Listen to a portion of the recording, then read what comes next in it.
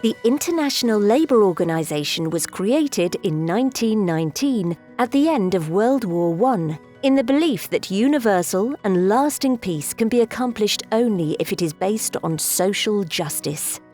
The result is a tripartite organization, the only one of its kind that brings together governments, employers and workers to promote social justice through decent work. In 1969, on its 50th anniversary, the ILO won the Nobel Peace Prize. In 2017, its mandate for peace was reinvigorated by the adoption of Recommendation number 205 on employment and decent work for peace and resilience. The recommendation provides a unique world of work normative framework to prevent and respond to the devastating effects of crisis on economies and societies. Based on 4 pillars: employment creation, social protection, rights at work and social dialogue, decent work puts people at the heart of development. Decent work means dignity, equality, a fair income, and safe working conditions. It gives people, in particular vulnerable populations, a voice in what they do, protects them from exploitation, and paves the way for an inclusive, sustainable, and equal future. Far too many people are still living in fragile or conflict-affected settings. Climate change, together with violent conflict and disasters, have staggering economic costs and are linked to unemployment and decent work deficits through a vicious cycle. Crises, including the COVID-19 pandemic, can halt sustainable economic development and exacerbate social injustice and gender inequalities. This means less jobs are available or jobs with lower quality. For example, conflict and widespread violence may increase informal work, particularly for youth and women.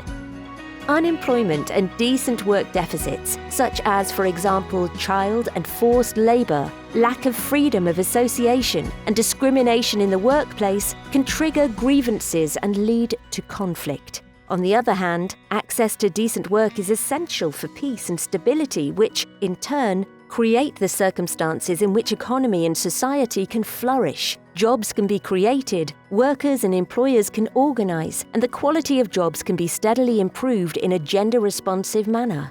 All of this reinforces peace in a virtuous circle. Gender equality and non-discrimination is at the heart of this virtuous circle. Breaking down inequalities between genders and strengthening women's empowerment is a prerequisite for social justice and sustainable and inclusive peace. How the ILO should engage in fragile settings. By joining forces with other UN agencies and key stakeholders across the humanitarian, development and peace nexus, ensuring that the voices of workers and employers' organisations are heard. The complexity of today's crises cannot be addressed by any single actor or through siloed approach. Humanitarian response, sustainable development and sustaining peace are 3 sides of the same triangle. In contexts of conflict and protracted crisis, we all need to ensure coherence, complementarity and collaboration across the nexus. At the same time, national and local partners, in particular the government, workers and employers' organisations, should take a leading role in the process. In emergency response, traditional humanitarian actors focus on saving lives and providing immediate livelihoods. While necessary, these measures should be part of a long-term vision for recovery that also addresses the root causes of fragility that made the society and economy vulnerable in the first place. This is what we call the humanitarian, development and peace nexus. What is the role of the ILO in the humanitarian, development and peace nexus? The ILO can supplement humanitarian action with, for example, immediate livelihood creation and social protection schemes such as cash transfer. But these initiatives have to be embedded into long-term sustainable employment and social protection policies that addresses conflict drivers in an inclusive and rights-based manner. An example is ILO's Jobs for Peace and Resilience, JPR, flagship program.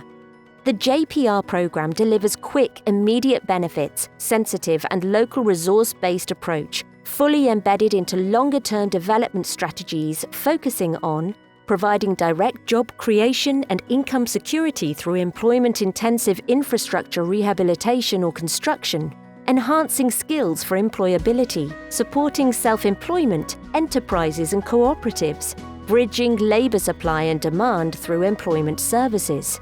These key objectives are achieved through institution building, respect and promotion of fundamental principles and rights at work, and social dialogue to reinforce social cohesion and build resilience to future shocks, particularly for youth and women. What does it mean to contribute to the P of the Nexus? Peace?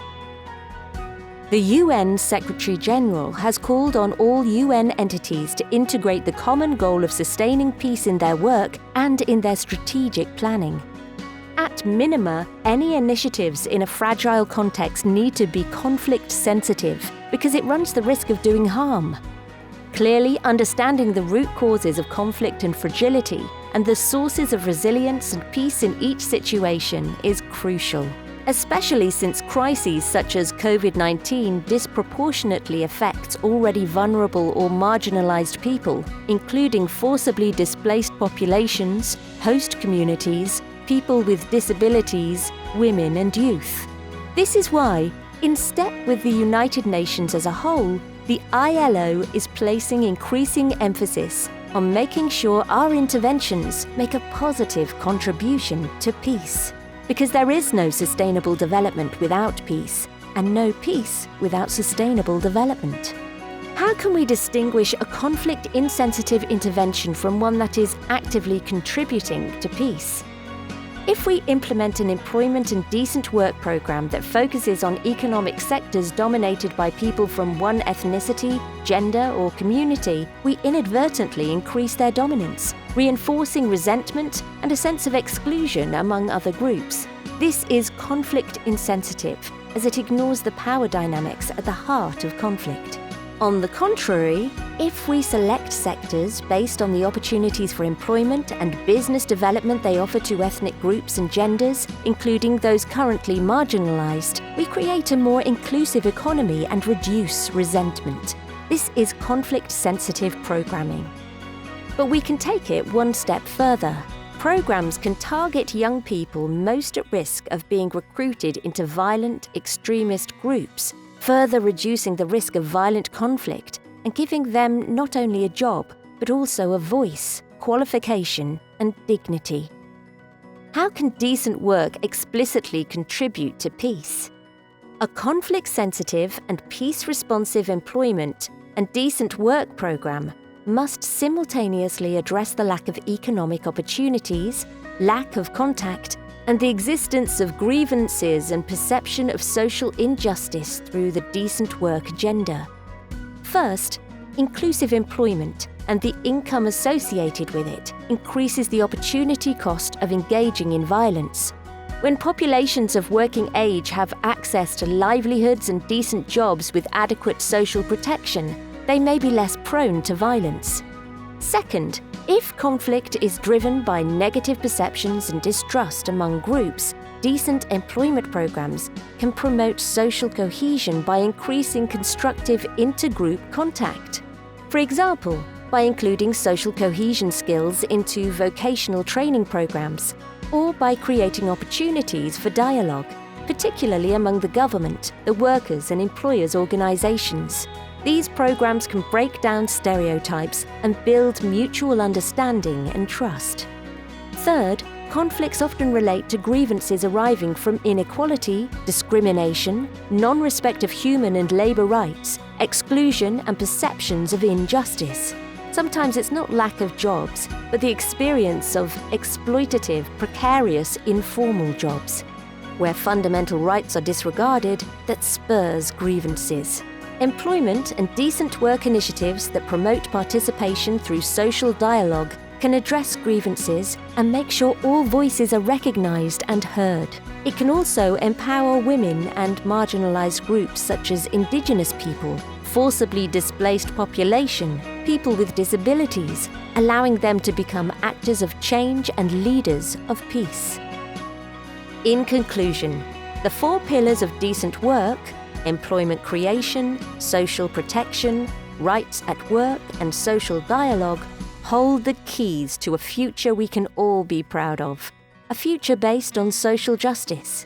When we tap into the transformative power of decent work for all to address the causes that drive conflict, we can build more peaceful, inclusive, and equal societies.